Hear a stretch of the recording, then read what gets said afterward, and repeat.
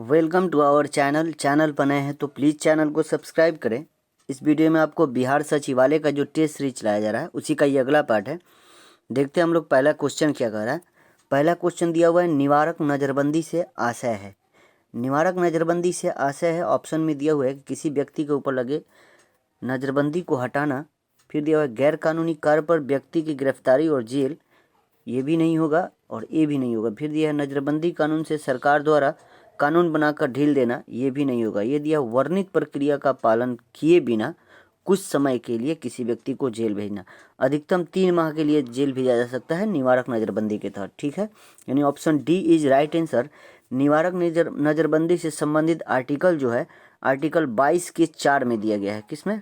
अनुच्छेद 22 के 4 में निवारक नज़रबंदी से संबंधित अनुच्छेद दिया गया है। ठीक है, तो इसका राइट आंसर कौन सा हो जाएगा? इसका राइट आंसर ऑप्शन डी हो जाएगा। ठीक है, यानी वर्णित प्रक्रिया का पालन किए बिना कुछ समय के लिए किसी व्यक्ति को जेल भेज देना, अधिकतम 3 माह के लिए जेल भेजा सकता है। ठीक है, अगला क्वेश्चन देखते हैं। अगला क्वेश्चन कहता है भारतीय संविधान में सर्वाधिक मत के आधार पर चुनाव, लोकसभा, विधानसभा या पंचायत जीत का फैसला किस देश के संविधान से लिया गया है? ये क्वेश्चन बहुत इंपॉर्टेंट है। तो इसका जो राइट आंसर हो जाएगा वो ब्रिटेन के संविधान से लिए हैं। कहाँ से लिए हैं? ब्रिटेन के संविधान से हम लोग लिए हैं। क्या? सर्वाधिक मत के आधार पर चुनाव जो होता है लोकसभा विधानसभा में जीत का फैसला वो ब्रिटेन के संविधान से लिया गया है। ठीक है, अगला क्वेश्चन देखते हैं। अगला क्वेश्चन करते हैं कि भारतीय संविधान में निर्वाचन आयुक्त के पद को हटाने का अधिकार किसे दिया गया है? निर्वाचन आयुक्त की चर्चा आर्टिकल 324 में है। कहाँ है? अनुच्छेद 324 में दिया गया है और बोल रहा है कि इनको अगर हटाना होगा तो अधिकार इसे किसे दिया गया है? तो ये भारत के राष्ट्रपति को। किसको? भारत के राष्ट्रपति को दिया गया है। ठीक है, अगला क्वेश्चन देखते हैं।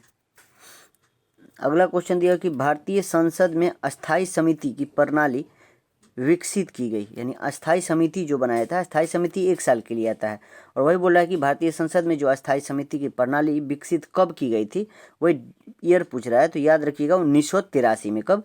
1983 में। ठीक है, अगला क्वेश्चन देखते हैं। अगला क्वेश्चन दिया हुआ है कि संघ एवं राज्यों के लिए लोक सेवा आयोग के सदस्यों का बात कर रहा है। सदस्यों की नियुक्ति एवं पदावधि संबंधित प्रावधान किया गया है, अनुच्छेद पूछ रहा है। तो याद रखिएगा अनुच्छेद 316 में। किसमें? 316 में संघ एवं राज्यों के लोक सेवा आयोग के सदस्यों की नियुक्ति एवं पदावधि संबंधित प्रावधान अनुच्छेद 316 में किया गया है। वही संघ एवं राज्य लोक सेवा आयोग के अध्यक्ष की चर्चा 315 में है। कहाँ है? 315 में है। अगला क्वेश्चन देखते हैं। अगला क्वेश्चन दिया हुआ है कि राज्यपाल का अध्यादेश संबंधित शक्तियों के संबंध में यहाँ दिया हुआ असत्य कथन का चयन करना है, यानी गलत कथन का चयन करना है। तो ऑप्शन मिलाते हैं हम लोग। विधानमंडल सत्र में मौजूद नहीं होने पर अध्यादेश जारी कर सकते हैं, तो याद रखिएगा कर सकते हैं। विधानमंडल के विधि निर्माण यानी कानून निर्माण के अधिकार क्षेत्र पर ही अध्यादेश जारी कर सकते हैं, ये भी बात सही है। फिर राज्यपाल का अध्यादेश निर्माण की शक्ति स्वैच्छिक है, ये गलत बात है। फिर दिया विधानमंडल सत्र प्रारंभ होने के 6 सप्ताह में अध्यादेश समाप्त हो जाता है, ये भी बात सही है। यहाँ पे असत्य कथन का बात कर रहा है तो असत्य कथन ऑप्शन सी हो जाएगा। ठीक है, अगला क्वेश्चन देखते हैं। अगला क्वेश्चन दिया है कि निम्न कथनों पर विचार कर सही कथन को चुनना है। तो हम लोग मिलाते हैं। कथन क्या कह रहा है? पर ताप बढ़ने पर पदार्थ का आयतन बढ़ जाता है, ये बात सही है। ताप घटने पर वायु में ध्वनि का वेग भी घट जाता है, ये भी बात सही है। फिर बोला कि ताप बढ़ने से पदार्थ की अवस्था भी परिवर्तित हो सकती है, ये भी बात सही है। यानी option D is right answer 1, 2, 3। ठीक है, अगला क्वेश्चन हम लोग देखते हैं। अगला क्वेश्चन जो है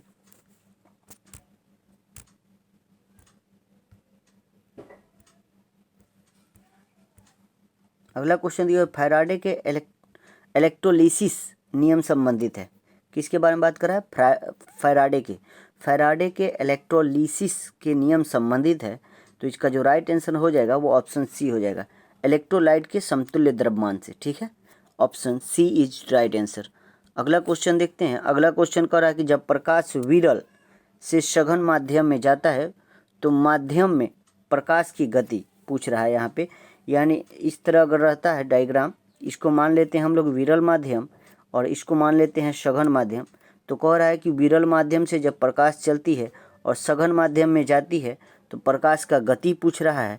तो याद रखिएगा इसका जो राइट आंसर हो जाएगा वो हो जाएगा घट जाता है। क्या बात कर रहा है, विरल माध्यम से सघन माध्यम में जाएगा तो प्रकाश की गति घट जाता है, ठीक है, यानी option B is right answer. अगला क्वेश्चन देखते हैं। अगला क्वेश्चन कह रहा है कि सर्वाधिक यौगिक बनाने वाली अक्रिय गैस कौन सा है। क्या बात कर रहा है कि सर्वाधिक यौगिक बनाने वाली अक्रिय गैस का बात कर रहा है, तो इसका राइट आंसर जेनॉन हो जाएगा। कौन सा हो जाएगा, जेनॉन एक अक्रिय गैस है और सर्वाधिक यौगिक बनाने वाली एक अक्रिय गैस है, ठीक है, तो इसका राइट आंसर कौन सा हो जाएगा, ऑप्शन डी। अगला क्वेश्चन देखते हैं, दिया वनस्पतियों की पराबैंगनी किरणों के दुष्प्रभाव से बचाने वाले वर्णक का नाम बताना है। वनस्पतियों को पराबैंगनी किरणों के दुष्प्रभाव से बचाने वाले वर्णक का नाम क्या है, यही पूछ रहा है, तो इसका राइट आंसर जो हो जाएगा ऑप्शन ए हो जाएगा, कैरोटेनाइड्स। क्या है, कैरोटेनाइड्स हो जाएगा, ठीक है। अगला क्वेश्चन देखते हैं। अगला क्वेश्चन कर रहा है केंचुओं में कितने जोड़े हृदय होते हैं। केंचुआ जो होता है यहाँ पे जोड़ी दिया हुआ है कि कितने जोड़ी हृदय होते हैं, तो याद रखिएगा 5 जोड़ी होता है। कितना जोड़ी होता है, 5 जोड़ी हृदय जो होता है वो केंचुओं में होता है, ठीक है। अगला क्वेश्चन देखते हैं। अगला क्वेश्चन दिया कि निम्नलिखित में से किस में ऋणात्मक आवेश होता है। ऋणात्मक आवेश का बात कर रहा है, यहाँ दिया है एक्स किरण, अल्फा किरण, बीटा किरण और गामा किरण, और यहाँ पूछ रहा है कि ऋणात्मक आवेश किस में है, तो याद रखिएगा बीटा जो कण होता है ना, बीटा कण में वो ऋणात्मक आवेश होता है, ठीक है। अगला क्वेश्चन देखते हैं। अगला क्वेश्चन कर खाद्य संरक्षक के रूप में किस तत्व का प्रयोग किया जाता है। किसका बात कर रहा है, खाद्य संरक्षक के रूप में किस तत्व का प्रयोग किया जाता है, तो याद रखिएगा बेंजोइक सोडियम लवण को, ठीक है, बेंजोइक सोडियम लवण को प्रयोग किया जाता है खाद्य संरक्षण, यानी बंद डिब्बे में जो खाद्य पदार्थ रहती है उसको अगर संरक्षित रखना है तो इसके लिए बेंजोइक सोडियम लवण का प्रयोग किया जाता है, ठीक है, option C is right answer. अगला क्वेश्चन कर रहा है कि स्टील की कठोरता प्रदान करने के लिए बढ़ाई जाती है, तो याद रखिएगा स्टील का अगर कठोरता बढ़ाना होगा तो स्टील की कठोरता बढ़ाने के लिए उसमें कार्बन की मात्रा बढ़ाया जाता है। किसकी, कार्बन की मात्रा बढ़ाया जाता है, ठीक है। अगला क्वेश्चन देखते हैं। सीएनजी है, सीएनजी क्या होता है, कंप्रेस्ड नेचुरल गैस इसको बोला जाता है, तो सीएनजी है, सीएनजी क्या है, तो यहाँ पे कंप्रेस्ड नेचुरल गैस हो जाएगा। इसका राइट आंसर ऑप्शन ए हो जाएगा, ठीक है। अगला क्वेश्चन देखते हैं। अगला क्वेश्चन दिया कि ताप का निम्नलिखित में से किस पैमाने में ऋणात्मक मान नहीं होता है, यानी ताप का बात कर रहा है कि किस पैमाने में ऋणात्मक मान नहीं होता है, इसके बारे में बात कर रहा है, तो इसका राइट आंसर हो जाएगा केल्विन। केल्विन पैमाना में जो ताप का मान होता है वो ऋणात्मक नहीं होता है, ठीक है। अगला क्वेश्चन देखते हैं। अगला क्वेश्चन कर रहा है कि प्रतिवर्ती क्रिया यानी रिफ्लेक्शन की बात कर रहा है, प्रतिवर्ती क्रिया का नियंत्रण कहाँ से होता है, तो याद रखिएगा प्रतिवर्ती क्रिया का जो होता है नियंत्रण वो मेरुरज्जु से होता है। मेरुरज्जु स्पाइनल कॉर्ड को बोला जाता है, यानी रीढ़ की हड्डी को बोला जाता है, और प्रतिवर्ती क्रिया का मतलब होता है कि अचानक कोई काम होता है, यानी अगर आप गर्म चीज़ पर हाथ रखते हैं तो अचानक हटा लेते हैं, उसी को प्रतिवर्ती क्रिया, आँख का झपकना, लार का टपकना, ये सब प्रतिवर्ती क्रिया है, और इसका नियंत्रण जो होता है वो मेरुरज्जु यानी स्पाइनल कॉर्ड से होता है, ठीक है। अगला क्वेश्चन देखते हैं। अगला क्वेश्चन कह रहा है कि निम्न में से कौन सा एक अदिश राशि है। अदिश राशि का बात कर रहा है तो बल, वेग और विस्थापन ये सब सदिश राशि है। यहाँ पे एक कार्य जो दिया हुआ है ना, ये एक अदिश राशि है, ठीक है, option C is right answer. अगला क्वेश्चन देखते हैं कि न्यूटन के किस गति नियम के अनुसार क्रिया एवं प्रतिक्रिया का मान बराबर होता है। तो न्यूटन के 3 नियम हैं, प्रथम, द्वितीय, तृतीय। यहाँ पे बोल रहा है कि क्रिया प्रतिक्रिया का नियम, तो क्रिया प्रतिक्रिया का नियम न्यूटन के तृतीय नियम से संबंधित है। किससे है, तृतीय नियम से संबंधित है न्यूटन का, ठीक है। अगला क्वेश्चन देखते हैं। अगला क्वेश्चन करेंगे सोडियम के परमाणु भार 23 है, तो उसके परमाणु संख्या कितनी होगी।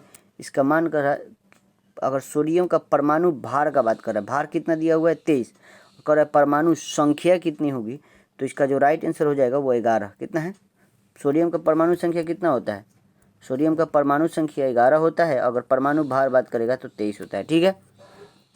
अगला क्वेश्चन देखते हैं कि मनुष्य के वृक्क यानी किडनी का बात कर रहा है कि मनुष्य के किडनी एक तंत्र का भाग है जो संबंधित है। याद रखिएगा जो किडनी होता है वो हमारा किस काम के लिए होता है वही पूछ रहा है, तो उत्सर्जन के लिए। किसके लिए, उत्सर्जन, किडनी उत्सर्जन का तंत्र, ठीक है। अगला क्वेश्चन देखते हैं। अगला क्वेश्चन देखिए, जब गोलीय दर्पण अवतल दर्पण में वस्तु वक्रता केंद्र पर होगी तो उसका प्रतिबिंब कहाँ बनेगा। क्या कर रहा है, गोलीय दर्पण यानी अवतल दर्पण का बात कर रहा है, में वस्तु का वक्रता केंद्र पर होगी। वस्तु कहाँ होगी, वक्रता केंद्र पर होगी, तो उसका जो प्रतिबिंब बनेगा वो कहाँ बनेगा, यही बात कर रहा है। तो यह रखिएगा वक्रता केंद्र पर ही बनेगा। कहाँ बनेगा? वक्रता केंद्र पर ही बनता है। अगला क्वेश्चन देखते हैं। अगला क्वेश्चन कह रहा है सूची 1 को सूची 2 से मिलाना है। इधर खनन क्षेत्र दिया हुआ है और इधर खनिज दिया हुआ है और मिलाने का बात कर रहा है। तो हम लोग मिलाते हैं इसको, ठीक है। गुरु महिसानी, यह उड़ीसा में है, जो लौह अयस्क के लिए प्रसिद्ध है, ठीक है। अगर बात कर रहा है तलचर उड़ीसा, तलचर जो उड़ीसा में है वो कोयला के लिए प्रसिद्ध है। किसके लिए प्रसिद्ध है? कोयला के लिए प्रसिद्ध है। वही जादूगोड़ा झारखंड में है और ये यूरेनियम के लिए प्रसिद्ध है। किसके लिए? यूरेनियम के लिए प्रसिद्ध है। एक बच गया जवार जो राजस्थान में है, वो जस्ता के लिए प्रसिद्ध है। तो इसका राइट आंसर कौन सा हो जाएगा? ऑप्शन सी हो जाएगा, ठीक है। अगला क्वेश्चन देखते हैं। मानचित्र पर खींची हुई वे रेखाएं जो सागर तल से समान ऊंचाई को निरूपित करती है, विभिन्न स्थानों से होकर गुजरती है, कहलाती है। यानी 25 का आंसर क्या हो जाएगा? समुच्च रेखा कहा जाता है। क्या कह रहा है? मानचित्र पर खींची हुई रेखा जो सागर तल से समान ऊंचाई को निरूपित करती है, विभिन्न स्थानों से होकर गुजरती है, वो क्या कहलाती है? तो उसको कहते हैं समुच्च रेखाएं कहते हैं, ठीक है। अगला क्वेश्चन देखते हैं। अगला क्वेश्चन करके निम्नलिखित में से शीत मरुस्थल कौन सा है? शीत मरुस्थल का बात कर रहा है कि कौन सा है। तो इसका जो राइट आंसर जो हो जाएगा वो आटाकामा जो है वो शीत मरुस्थल है, ठीक है। शीत मरुस्थल आटाकामा है। अगला क्वेश्चन देखते हैं। ऊर्जा दक्षता ब्यूरो का कार्य नहीं है। किसका बात कर रहा है? ऊर्जा दक्षता ब्यूरो का कार्य इसमें नहीं है, इसके बारे में बात कर रहा है। तो याद रखिएगा इसमें जो नहीं है वो विद्युत उत्पादक और विक्रय में कर लाना, ठीक है। Option D is right answer. अगला क्वेश्चन देखते हैं। अगला क्वेश्चन कह रहा है कि निम्नलिखित में से चंद्रगुप्त के कुम्हार स्थित महल की खुदाई किसने की थी? चंद्रगुप्त की कुम्हार यानी पटना वाला बात कर रहा है। पटना में स्थित कुम्हार जो है उसी महल की खुदाई किसने की थी, इसका बात कर रहा है। तो इसका राइट आंसर जो हो जाएगा डॉक्टर स्पूनर ने किया था। कौन किया था? डॉक्टर स्पूनर ने किया था, ठीक है। अगला क्वेश्चन देखते हैं।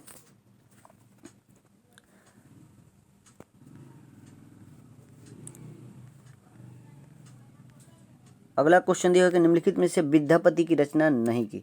यानी निम्नलिखित में से विद्यापति की रचना जो नहीं है वो बात कर रहे हैं। यानी विद्यापति की इसमें से रचना 3 है, एक जो है वो विद्यापति की रचना नहीं है, उसी का बात कर रहा है।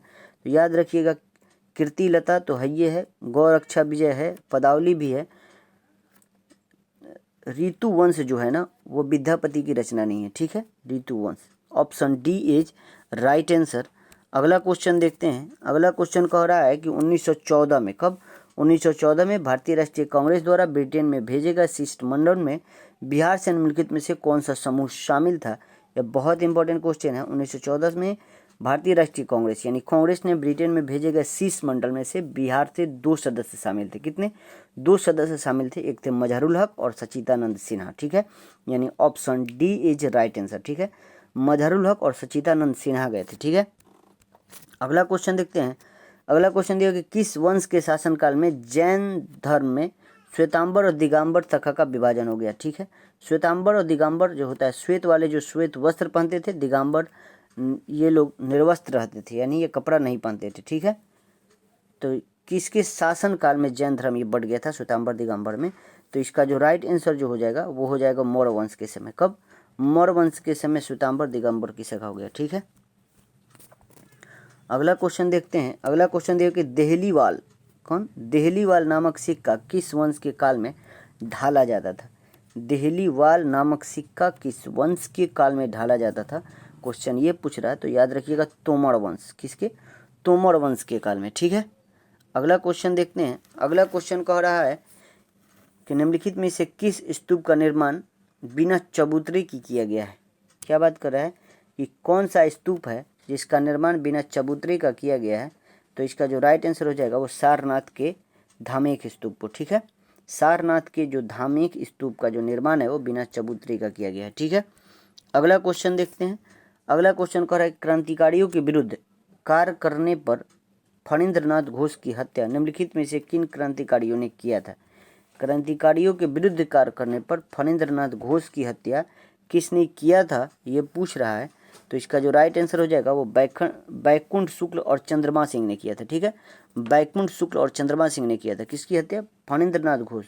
ये अंग्रेजों की मदद कर रहे थे, इसी के चलते बैकुंठ शुक्ल और चंद्रमा सिंह ने इनकी हत्या कर दिया था। अगला क्वेश्चन दिया है, नाटक के बारे में बोल रहा है, अंधेरी नगरी चौपट राजा किसकी साहित्यकार की रचना है?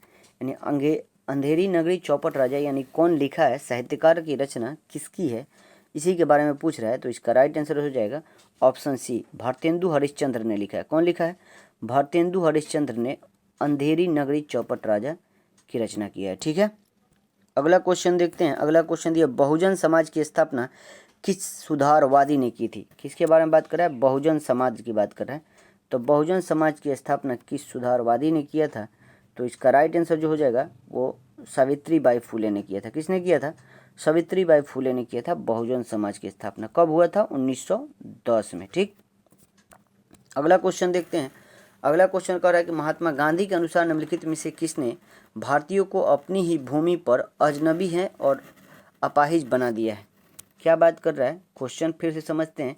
क्वेश्चन कर रहा है कि महात्मा गांधी के अनुसार निम्नलिखित में से किसने भारतीयों को अपनी ही भूमि पर अजनबी और अपाहिज बना दिया है? तो याद रखिएगा अंग्रेजी शिक्षा ने। ठीक है, अंग्रेजी शिक्षा के बारे में गांधी जी ने कहा था ये बात कि अपनी ही भूमि पर अजनबी और अपाहिज बना दिया है। ठीक है, option D is right answer. अगला क्वेश्चन देखते हैं। अगला क्वेश्चन कह रहा है कि 1935 में भारत शासन अधिनियम के बारे में किस नेता ने इसे दास्ता का आज्ञा पत्र कहा था? किसका? दास्ता का आज्ञा पत्र 1935 भारत शासन अधिनियम को किसने कहा था, इसके बारे में बात कर रहा है। तो ये जवाहरलाल नेहरू ने कहा था। कौन कहा था? जवाहरलाल नेहरू ने। ठीक है, अगला क्वेश्चन देखते हैं। अगला क्वेश्चन कह रहा है कि 18वीं सदी कि ईस्ट इंडिया कंपनी की नीतियों के संदर्भ में खुला और निर्लज्जतापूर्ण लूटपाट का युग किसका कथन है? यानी 18वीं सदी की बात कर रहा है, ईस्ट इंडिया कंपनी की नीति के संदर्भ में ये बात किसने कहा था, यही बात पूछ रहा है। तो ये बात कौन कहा था? पार्सिवल ब्राउन ने कहा था। कौन कहा था? ब्राउन ने कहा था। ठीक है, option D is right answer. अगला क्वेश्चन देखते हैं। स्वतंत्रता आंदोलन के किस नेता को बादशाह खान के नाम से जाना जाता है? तो बादशाह खान के नाम से किसको जाना जाता है? खान अब्दुल गफ्फार खान को। ठीक है, इनको सीमांत गांधी भी बोला जाता है। ठीक, option C is right answer. अगला क्वेश्चन देखते हैं। 17वीं सदी में बंगाल में फैक्टर कहा जाता था। 17वीं सदी में बंगाल में फैक्टर किसे कहा जाता था, यही बात पूछ रहा है। तो याद रखिएगा किसे कहा था? अंग्रेजी व्यापारियों को। किसको? अंग्रेज जो व्यापारी थे उनको फैक्टर कहा जाता था। ठीक है, अगला क्वेश्चन देखते हैं। अगला क्वेश्चन का, भारत में पहली सूती कपड़ा मिल की स्थापना कब और कहाँ किया गया था? भारत में पहली बार सूती कपड़ा मिल की स्थापना कब और कहाँ किया गया था, यही बात पूछ रहा है। तो याद रखिएगा 1854 में बम्बई में किया गया था। कहाँ किया गया था? 1854 में बम्बई में किया गया था। अगला क्वेश्चन देखते हैं। अरबी फारसी और इस्लामिक कानून के अध्ययन को बढ़ावा देने के लिए अंग्रेजों ने कलकत्ता में मद्रास मोहम्मडन लॉ कॉलेज की स्थापना कब किया था? तो कब किया था? तो याद रखिएगा 1781 में। कलकत्ता में मदरसा की स्थापना 1781 में किसके समय? तो वारेन हेस्टिंग के समय हुआ था। ठीक है, अगला क्वेश्चन देखते हैं। अगला क्वेश्चन कह रहा है कि बंगाल विभाजन कब हुआ था? 1905 के बाद किस नेता ने कहा कि वर्तमान परिस्थितियों में प्रशासन चलाना असंभव बन गया है? यानी बंगाल विभाजन के बाद ये बात कौन बोला था कि वर्तमान परिस्थितियों में प्रशासन चलाना असंभव बन गया है? तो ये बात अरविंदो घोष ने कहा था। कौन कहा था? अरविंदो घोष ने कहा था। ठीक है, अगला क्वेश्चन देखते हैं। कह रहा था प्रसिद्ध दांडी मार्च 1930 में जो चला था, गांधी जी के कितने अनुयायियों के साथ सभा यात्रा आरंभ किया था? तो याद रखिएगा 78 सहयोगी थे। कितने? 78 सहयोगी 385 किलोमीटर दूर गए थे। ठीक है, साबरमती से निकले थे। कितने तारीख को निकले थे? तो 12 मार्च को निकले थे, 12 मार्च को। ठीक है, अगला क्वेश्चन देखते हैं। अगला क्वेश्चन कर रहा है कि राजा राम मोहन राय ने अपनी पुस्तक युवावस्था में कुरान, फारसी और अरबी साहित्य का अध्ययन किस शहर से किया है? तो इसका जो राइट आंसर है वो हो जाएगा पटना से। कहाँ से किए हैं? पटना से राजा राम मोहन राय ने अपनी युवा अवस्था में कुरान और फारसी अरबी साहित्य का अध्ययन पटना से किए थे। कहाँ से? पटना से, यानी option D is right answer. अगला क्वेश्चन देखते हैं। अगला क्वेश्चन कह रहा है कि निम्नलिखित में से कौन एक भू अवस्थित यूरोपीय देश नहीं है? बात कर रहा है क्या भू अवेशित यूरोपीय देश नहीं है, इसमें से बात कर रहा है। तो इसका जो राइट आंसर हो जाएगा वो लिथुआनिया हो जाएगा। कौन सा हो जाएगा? लिथुआनिया हो जाएगा। अगला क्वेश्चन देखते हैं। अगला क्वेश्चन कह रहा है कि BMD एक टेस्ट है, यानी BMD किसके लिए टेस्ट होता है, यही बात कर रहा है। तो किसके लिए होता है, जो होता है ना ये बोन मिनरल डेंसिटी के लिए होता है, बोन मिनरल डेंसिटी, यानी option B is right answer. अगला क्वेश्चन देखते हैं, कौन सा संगठन अंटार्कटिक हिमखंड को ट्रैक करता है। यानी एक संगठन है वो अंटार्कटिक हिमखंडों को ट्रैक करता है, उस संगठन का नाम पूछ रहा है। तो उसका राइट आंसर जो हो जाएगा ऑप्शन ए हो जाएगा। ठीक है, USA नेशनल आइस सेंटर। ठीक, आज का अंतिम क्वेश्चन दिया हुआ है, यहाँ पे दिया how to avoid a climate disaster, पुस्तक के लेखक के बारे में पूछ रहा है।